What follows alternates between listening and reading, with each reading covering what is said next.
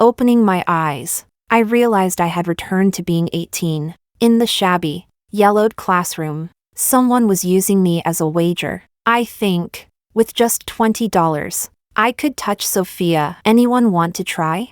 They laughed with suggestive tones, finally deciding. Gabriel, you go. Gabriel said. Sure, I'll do it. I lay on my desk, eyes closed, waiting for Gabriel to walk up to me. Chapter 1. Knock, knock, knock. Gabriel tapped on my desk. I pretended to be woken up and raised my head. What is it? Gabriel, do you have time after school? There's something I want to tell you. I looked at him carefully. Gabriel put on a calm, unaffected act, pretending not to care, looking especially serious. Without showing my thoughts, I answered, yes, good. Wait for me after school. With that, he turned around smoothly and walked back to his seat. Soon, ambiguous laughter and snickering came from behind. Without looking back, I already knew their expressions. TCH, a bunch of idiots. I lowered my head back onto the desk. I didn't know what kind of joke fate was playing on me, making me relive being 18. 18. I was starving, so hungry I could only keep drinking water. At noon break, others really felt sleepy and rested. I was the only one who had to sleep because of hunger. But I couldn't fall asleep, so I could hear the boys' whispered conversations. They talked about games, comics, basketball, and girls, and among them, me,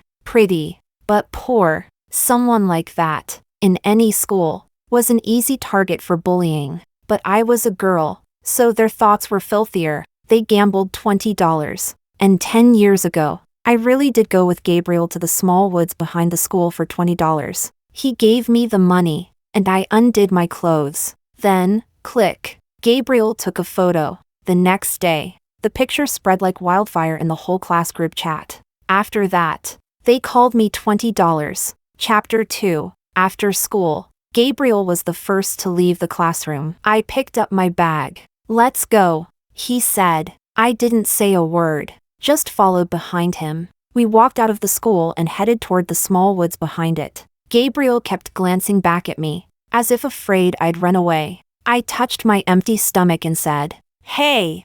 Gabriel turned back. "What is it? We're almost there. Don't tell me you want to leave."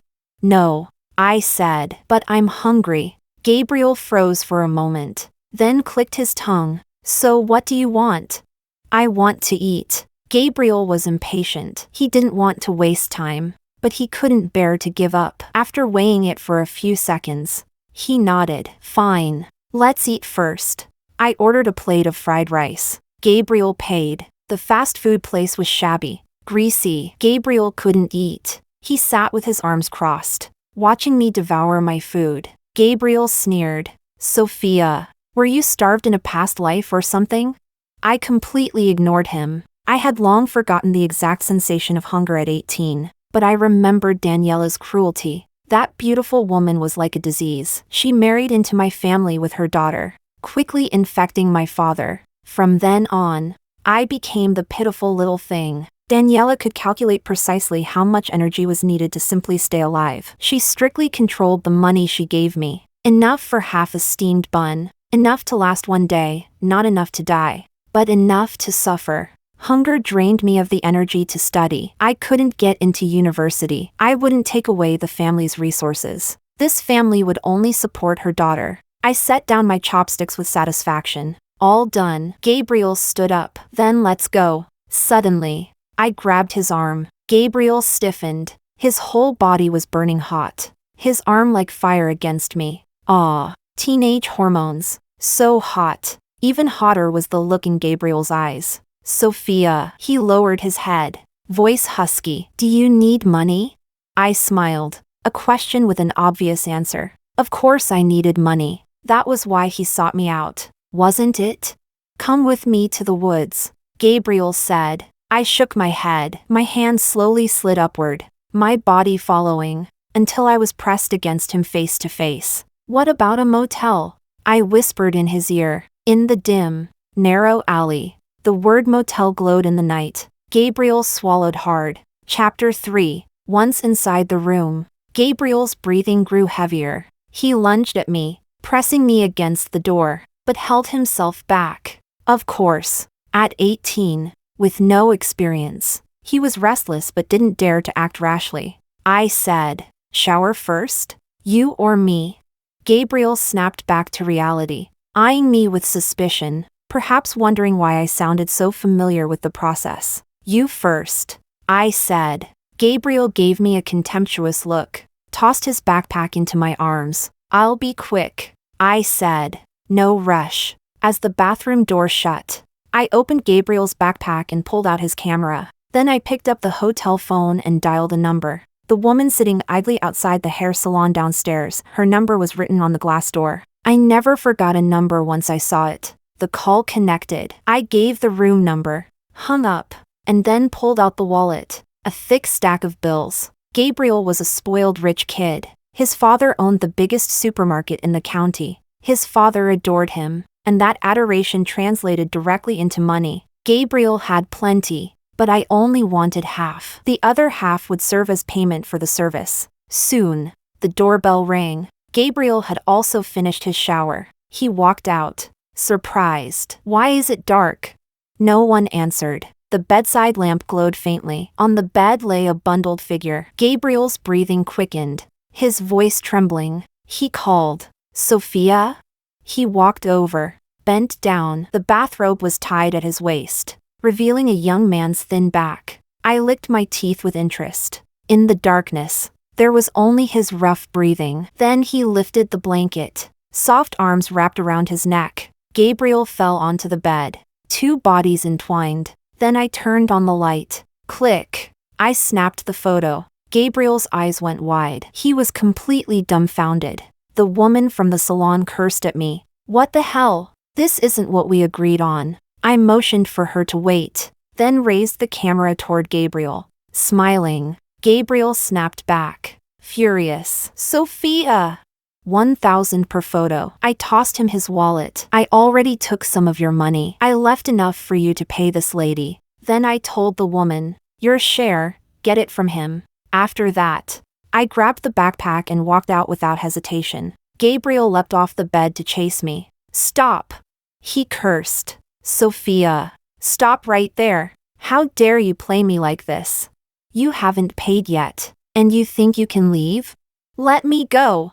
Pay up first, or you're not leaving." Dogs tearing each other apart. I slammed the door shut. Serves him right. Chapter 4. At 18, life was harsh for me, because I was too young. A young girl had no other means of survival. Her body was her only capital. That transaction with Gabriel bought me a week's worth of food, but it also cost me my name. My half-naked body was frozen forever in the boys' phones. Every day, slips of paper showed up in my desk, malicious questions about my price. Not enough at 20? How about 30? Just looking, no touching. Would that work?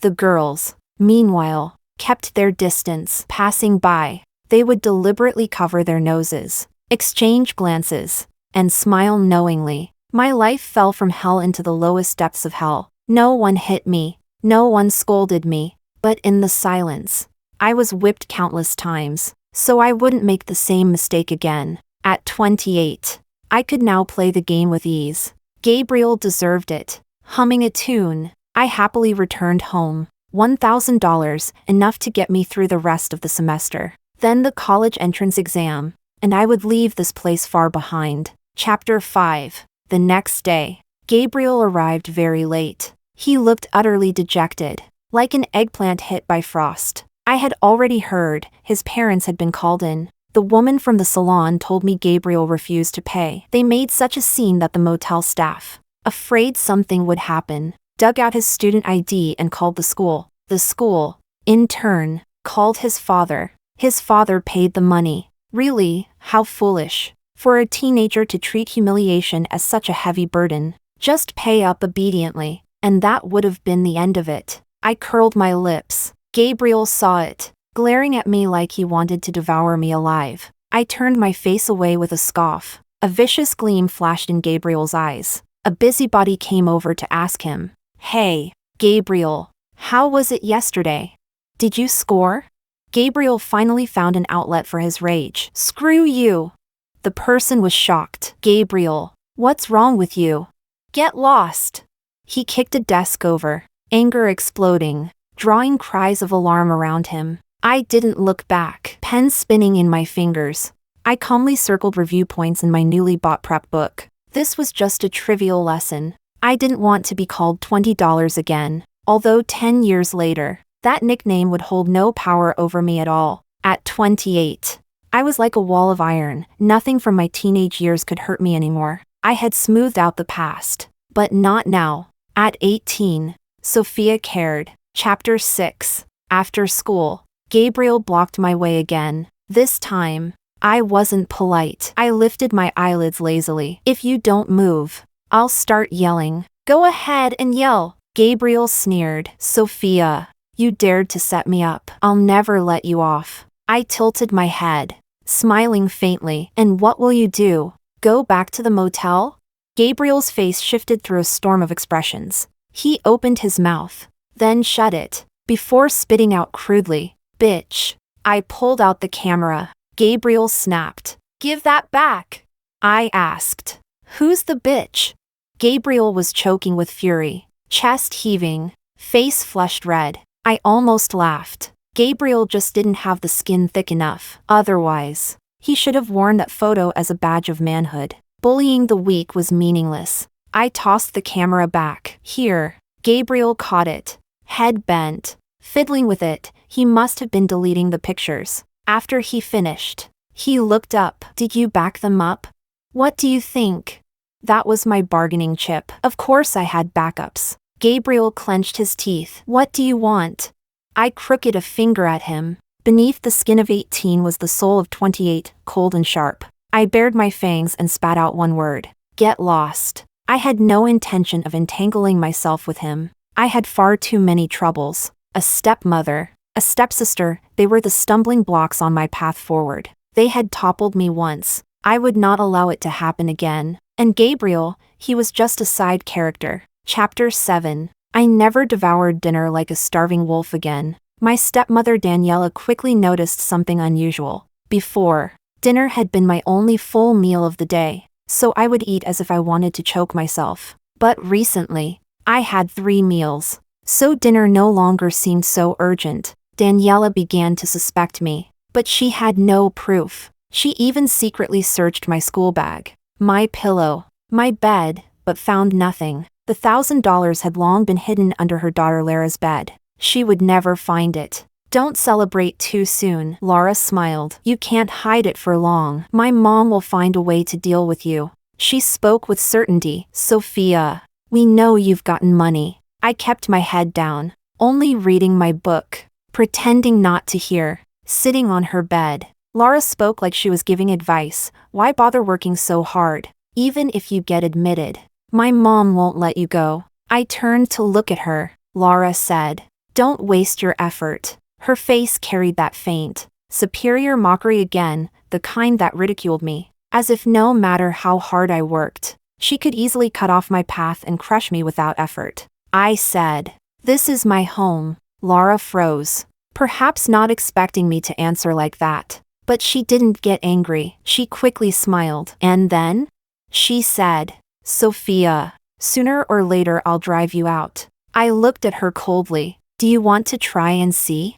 As if to prove her words, the door opened from outside. My father stood at the doorway. I brought you some late-night snacks. He said, sesame dumplings, Lara. Share them with Sophia. Okay. Lara walked over, took them into her hands, lifted her head and said, thanks, Dad. My father rubbed her head, then looked at me. Still studying? Don't stay up too late. I said, got it. When the door closed, Lara bit into a sesame dumpling and asked, want one? Without waiting for my answer, she smiled again. Oh right, you're allergic to sesame. She was utterly smug. Chapter 8. I soon found out what Lara's method was. On Monday morning, while the homeroom teacher was holding the class meeting, Daniela stormed into the classroom, demanding to know why I had stolen money from home and what shameful thing I had used it for. Sophia, you mustn't do bad things. If you need anything, Just tell Auntie. Auntie will surely buy it for you, but you cannot steal. Daniela was heartbroken and indignant. Countless eyes turned to me. I said coldly, I didn't. I don't believe you. Daniela began rifling through my desk, sweeping everything inside onto the floor in a scattered mess. Fine. If you won't admit it, when I find it, let's see what else you have to say. I understood then. She thought I had hidden the money at school, but she found nothing. The homeroom teacher finally reacted and pulled her back. Mrs. Sophia's mother. If there's something, let's go to the office. Don't disturb the students. Come. We'll go to the office. Sophia. You too. Inside the office. Daniela sobbed so hard she was almost choking. Teacher Lou. I had no choice. If I had any other way, I wouldn't have come to the school. It's just that Sophia is far too disobedient. Teacher Lou asked. What exactly happened? My wallet is missing $500, and only Sophia has been in my room. Teacher Lou looked at me. Sophia? I didn't take it. It's not like I'm the only one at home. Daniela cried out. You're trying to say Laura? Sophia. Laura is my daughter. I raised her. I know her character. She would never do such a thing. I sneered. Are you sure? My smile enraged Daniela. Malice flashed in her eyes as she said, Sophia, your mother died young, and your father is off and away. I know you lack love, but even if you're short of money, you cannot steal. Otherwise, how could you face your mother? My expression changed instantly. She should never have mentioned my mother. My mother was kind and beautiful. Not even a finger of hers could compare to Daniela. I stood tall. If my mother knew I was being wronged like this, she would crawl out of hell to fight you. Bitch! The office froze for a moment. Teacher Lou was shocked, never expecting the usually obedient me to say such a word. Daniela was even more furious and lunged to hit me. Calm down, ma'am. Calm down. Teacher Lou tried to restrain her, then turned and scolded me. Sophia, apologize. Like hell I would apologize. I said. Disgusting. The office fell into chaos, and I turned to leave. Gabriel was leaning against the door. As I walked past him, I glanced at him but didn't stop. Sophia. Gabriel called after me. The money you used to buy study materials was mine, wasn't it? Why didn't you tell them?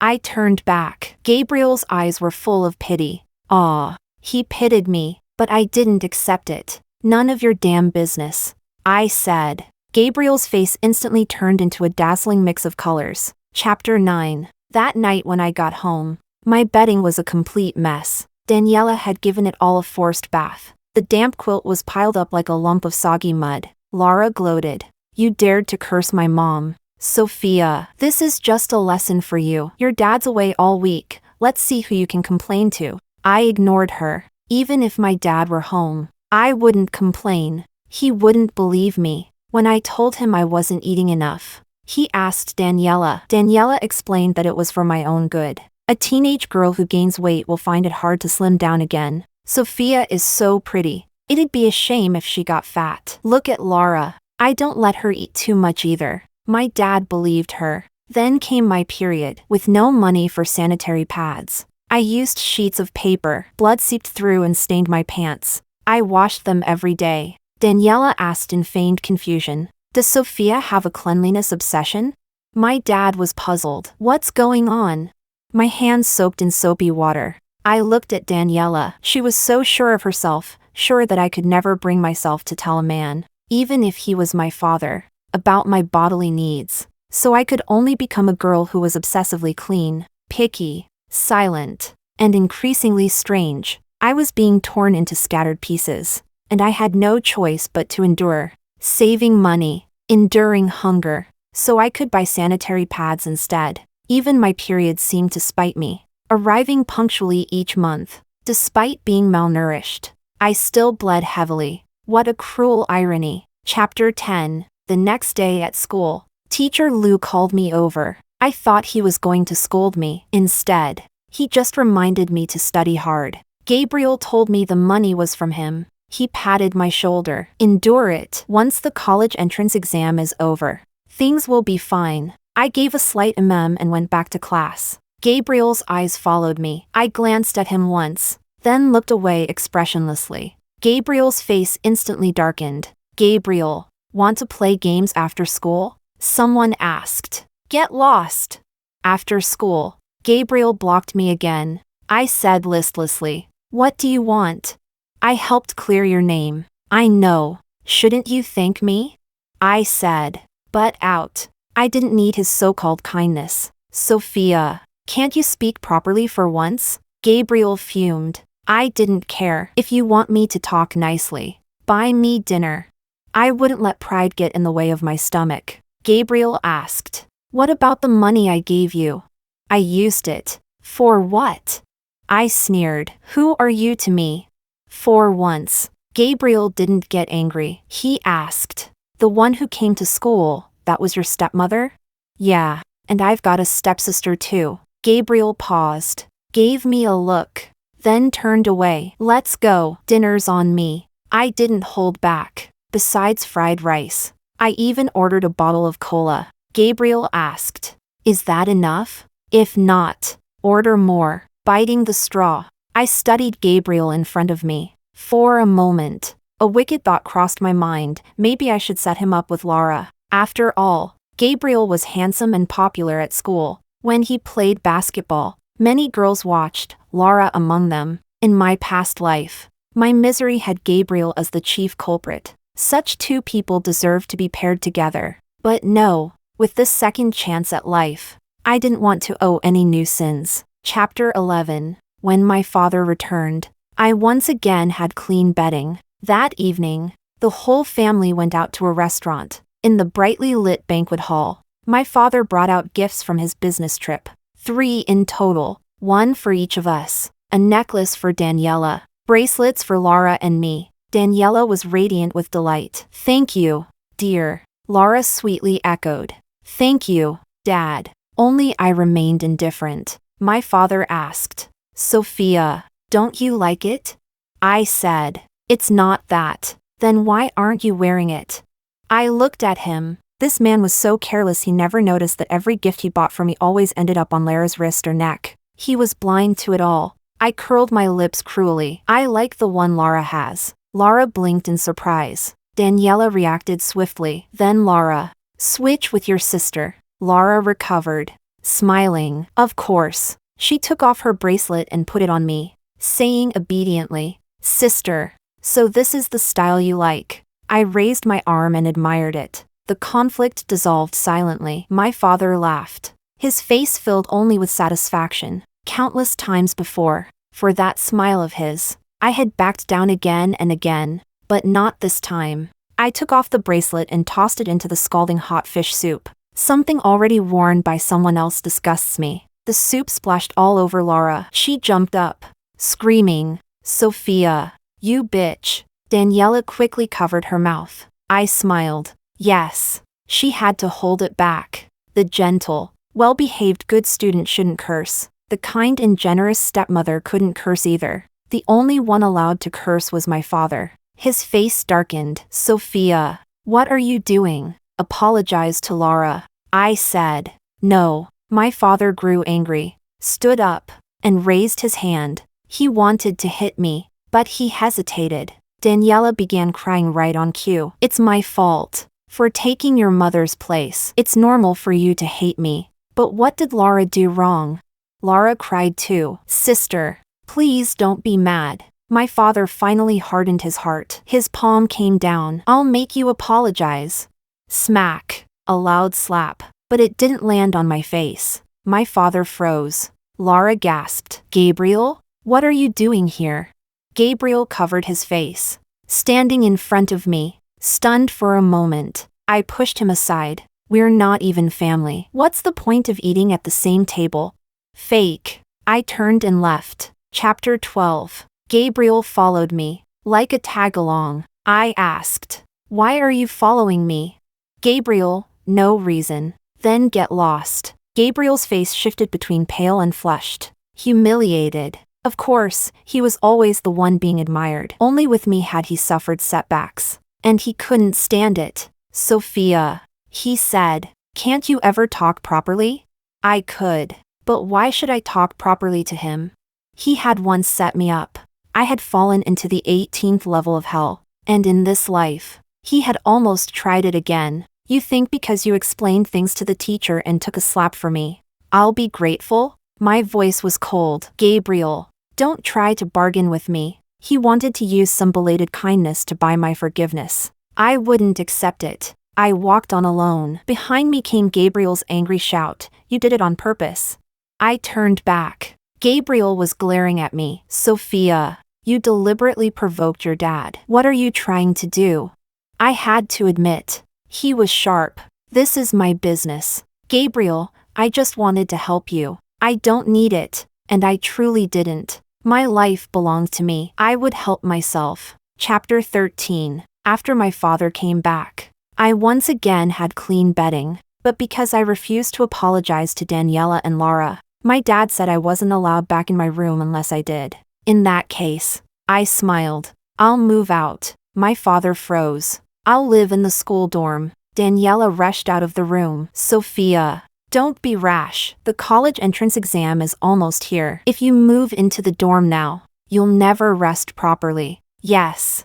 The exam was near. She didn't dare let me leave. Leaving meant breaking free of her control. She needed to keep me firmly in her grasp. Fine. Then only one of us can stay in this house.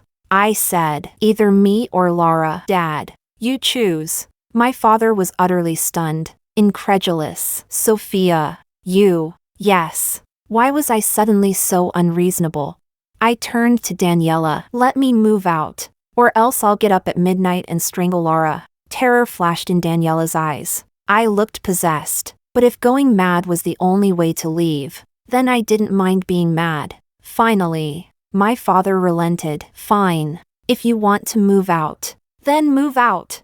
You think your wings have hardened?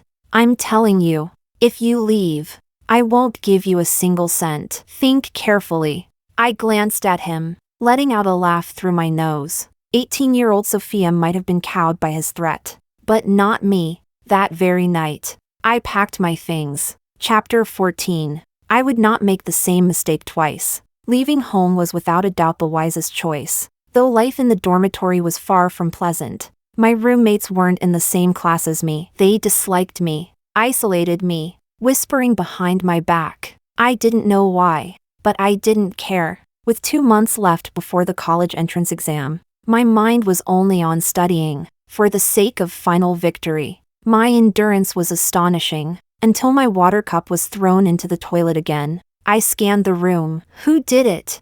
The 3 girls in the dorm said nothing. No one? I sneered, grabbed all 3 cups from the sink, and tossed them into the toilet. Now we were all dirty together. Nicole screamed, Sophia, what's wrong with you? One more time, and I'll return it in kind. I endured their petty tricks because I wanted a quiet life, not because I was afraid. Nicole was all bluff, always shouting and making a scene. Roma and Fiona were quieter. Roma said, it wasn't me. Fiona said, not me either. Only Nicole. She stiffened her neck and refused to admit fault. So what if it was me? Sophia, we all know you're a thief, a liar, and you deliberately seduced Gabriel. I narrowed my eyes. Who told you that? Doesn't matter who told me. We all know. Gabriel? I sized her up. Nicole studied dance. What a coincidence. So did Laura. So, it was Laura who told you. Nicole faltered, panic flashing across her face before she steadied herself. Yes, Laura told me. So what? Dare you say it isn't true?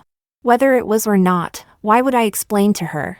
I would go straight to Laura. She dared slander me, and I would never let it slide. Chapter 15. In this world, the one I hated most was Laura. I hated her casual cruelty, her effortless malice. Behind closed doors, in the room we shared, she mocked me without restraint, belittled me, cut me down with barbs and laughter. She gave me all of her venom, but I would no longer accept it. The next day, I poured a whole bucket of red paint over Lara's head. My dear sister, I said with delight, welcome to being a drenched chicken. Silence, absolute silence. In a class of 40, it was as if someone had pressed pause. 1 second, 2, 3. Then came the screams. Lara clutched her face and shrieked hysterically. Her classmates rushed to her, but no one dared to touch me. Bang! I threw the paint bucket on the ground and walked away. For the first time, I felt genuine happiness. Since my rebirth,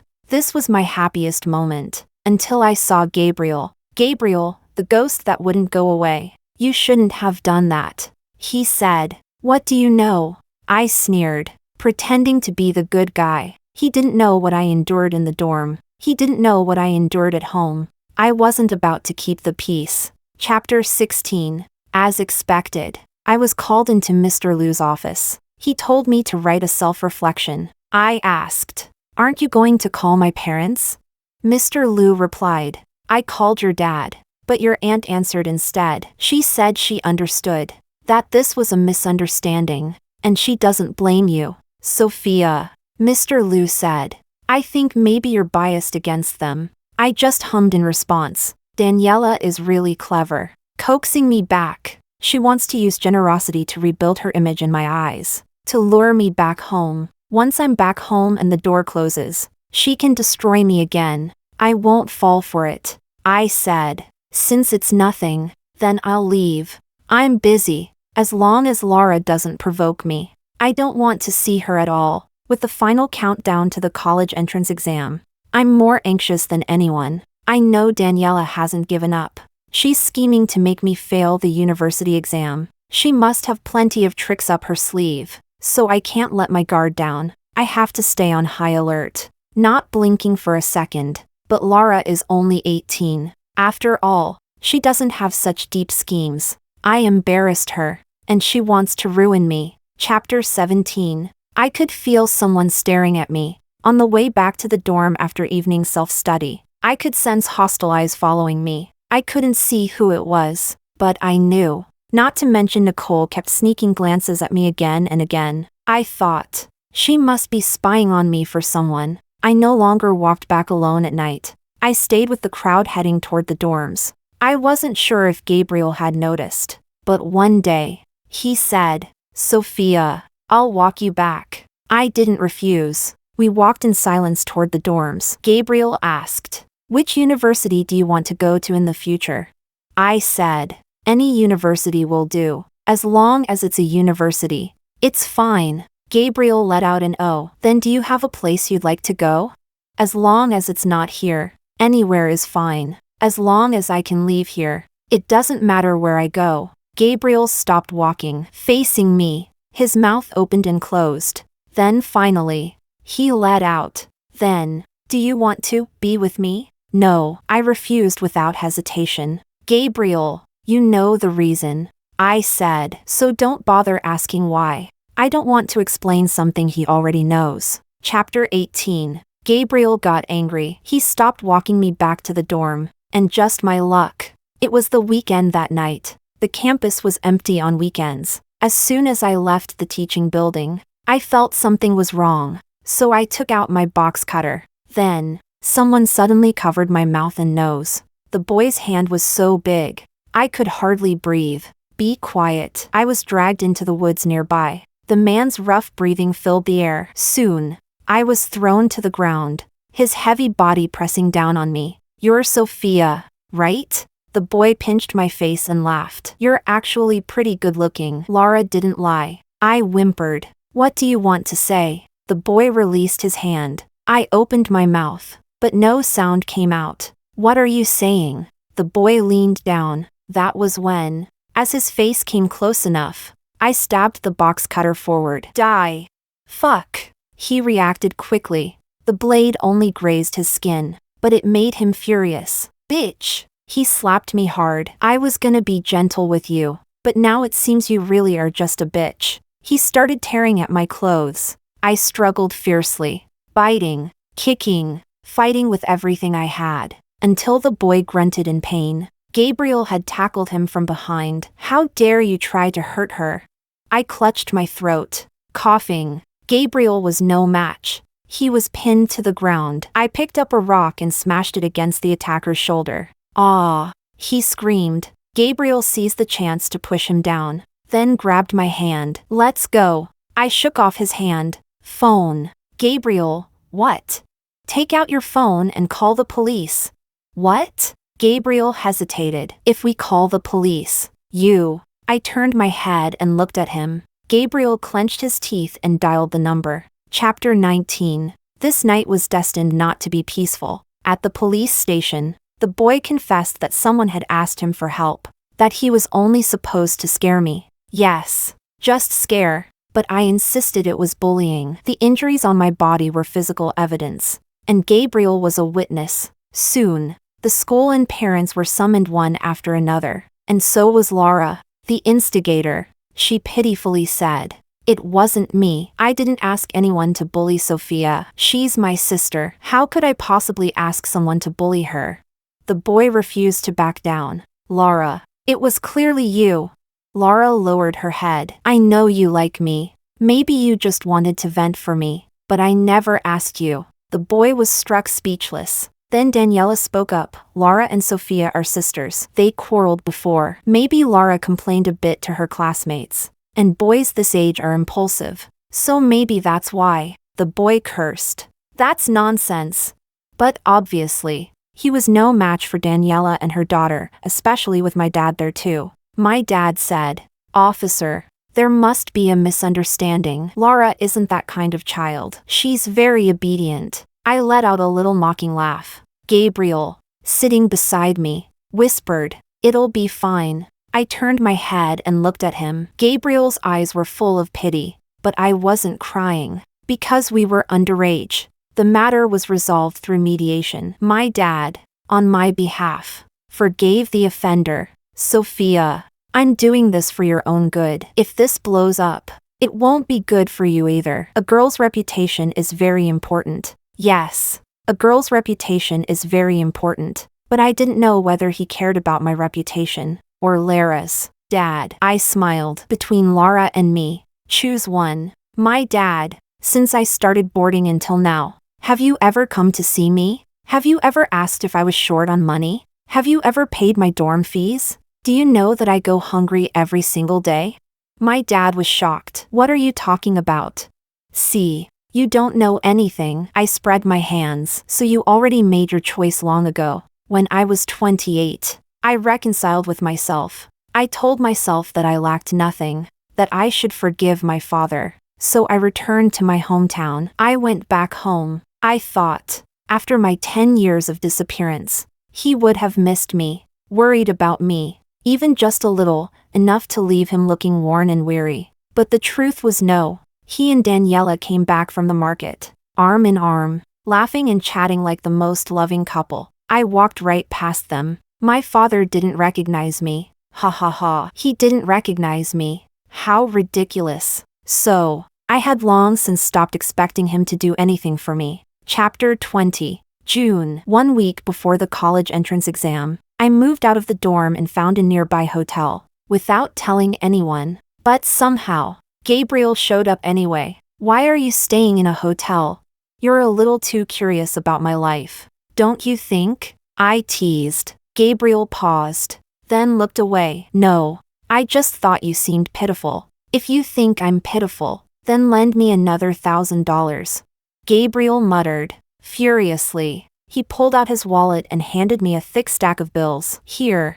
I gripped them tightly. Now we were even. I thought. The $20 from my last life had made my 18 even worse. 10 years later, with interest 100-fold. Now, I was even with Gabriel. I no longer hated him. I didn't even hate my dad anymore. When I walked out of the exam hall, the blazing sun cast its lingering warmth on him and Daniela. Daniela was hugging Laura, patiently asking her questions. He looked at me. I stood right in front of him. He opened his mouth, closed it, then finally said, "Come home." I asked, "Where is my home?" He pressed his lips together, showing a hint of displeasure, as if annoyed by my continued rebellion and lack of understanding. But I only smiled. I turned and walked away. He would never understand that from this moment. I had gained the future I wanted. And, just like in my past life, I would inevitably lose everything from the past. Chapter 21. I found a summer job. working as a cashier at a fast food restaurant. Gabriel came to eat there all the time. He asked me how I did on the exam, where I wanted to go for college. I ignored him. On the day the exam results came out, Laura came to show off in front of me. I'm going abroad for vacation. Laura smiled. My academic scores met the standard, and I'll be going to Beijing to study dance. Sophia, how did you do on the exam? I said, guess. Lara's face darkened, but she quickly recovered. Even if you did well, it's useless. Can you make enough for tuition by working 2 months?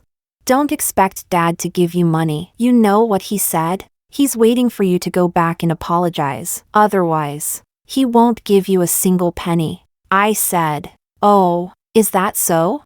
Well, that's really a pity. What are you so smug about? Laura stood up. I'll be waiting for you to come back and beg my mom and me. No, that day will never come. I filled in the application for the school I wanted, in the city I liked. It was true I had no money, but I had plenty of ways to piece together the tuition for the first year. Maybe 18-year-old Sophia would have had no way out, but I wasn't her. Laura would never see the day she dreamed of. Not even the apology my father demanded. He would never get it either. Because I was leaving soon, the day I received my admission letter, I terminated the rental, bought a train ticket. While I was packing, Gabriel showed up after hearing the news. You're leaving? I nodded. Why? His face was full of panic. Why so suddenly? It's not sudden. I want to go earlier. To save money for tuition and living expenses. I may even need to find a job. Gabriel couldn't understand. You really don't plan to go home? Why did he think I was just playing house? Gabriel, I said, thank you for everything all this time, but I hope I won't see you again in the future. Gabriel was in disbelief. From behind me, he shouted, why? Sophia, don't you have a conscience? I've helped you so much, and you're not even a little grateful?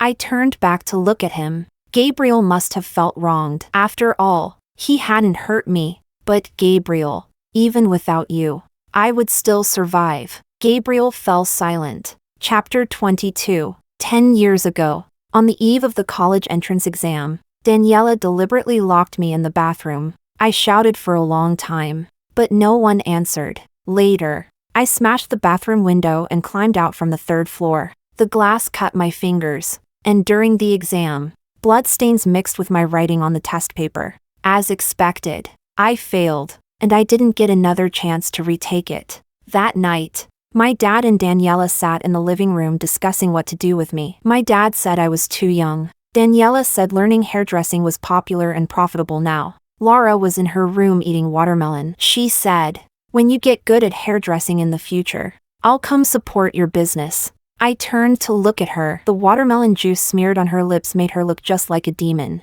She wanted to devour me, bit by bit, swallow me whole, but I refused to accept it. The grievances I had bottled up for years erupted in that moment. I rushed over, slapped her, pinned her down, and clutched her throat tightly. Laura screamed. My hair was yanked as I was dragged off her. Daniela hugged her and comforted her. My dad shouted angrily, Sophia, what are you going crazy for? Yes, I was crazy. If I stayed any longer, I really would go mad. So I had no choice but to run away. With only my ID card and a few $100s, I boarded a train heading south. I started out as a dishwasher. In the cramped alleys of the village in the city, there were always hostile stares. I locked the door, pushed the wardrobe against it, and kept a kitchen knife under my pillow. I never dared to sleep deeply, never dared to get sick. As if on purpose, the old man next door always turned the TV volume up at night. The sounds of women's moans and men's heavy panting overlapped endlessly. I lay wide awake, listening again and again. The cockroaches in the south were frighteningly large. In the dirty, mottled bathrooms, they were always crawling around.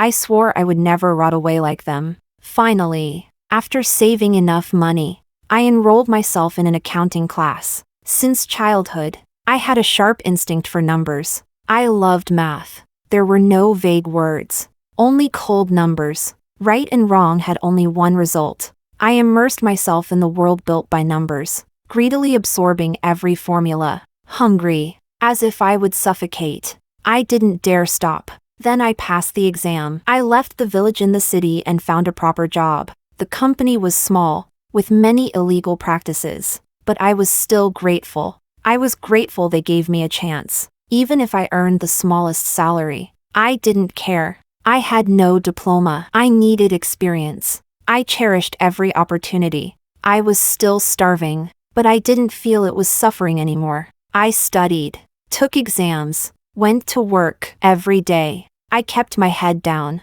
never daring to stop for a single day. Finally, in the second year, I became a financial supervisor. In the third year, I switched to a bigger company. In the fourth year, I earned my first $100,000. In the fifth year, I changed jobs again, got the chance to study abroad, and my salary went from $100,000 to $300,000. The fifth year, the sixth, the seventh. By the 10th year, I finally bought a house, bought a car, and all kinds of jewelry, clothes, and luxury handbags. One afternoon, I ordered myself a piece of cake and sat there leisurely. The sweet richness stimulated my taste buds. I ate a lot, then quickly went to the bathroom and threw it all up. But I was overjoyed. I laughed as I vomited, then finally wiped my mouth clean and went back home. So how could I ever ask for someone else's salvation?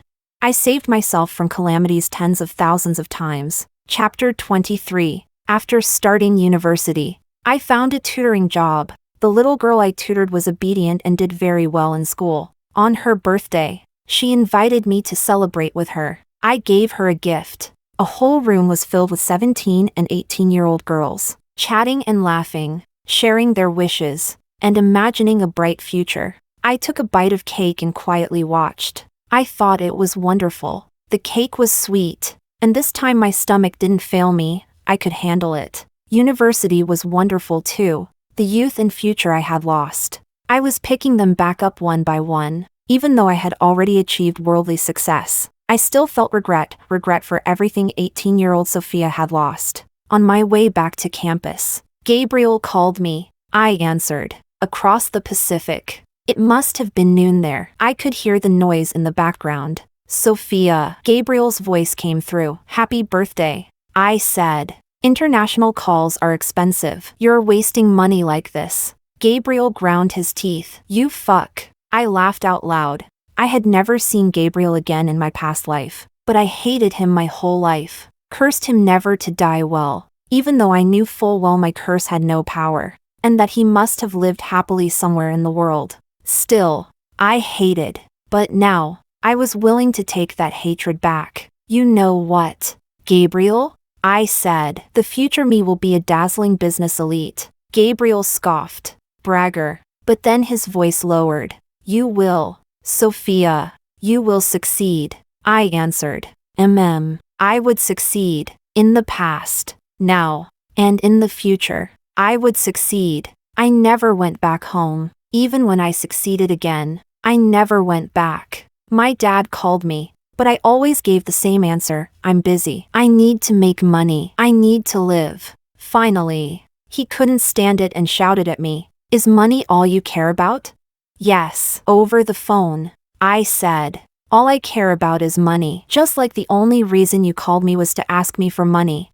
My dad froze. Click. I hung up. My dad thought I didn't know. But in fact, I knew everything. I knew that Laura had injured her spine while dancing, and she could no longer stand, confined to a wheelchair. Laura became the biggest resentful woman in the world. She lashed out indiscriminately at everyone. My dad and Daniela fought countless times, but I didn't feel a shred of sympathy. That was the wife and daughter he chose. He should bear the consequences himself. All of us must pay for our own lives. So, blessings.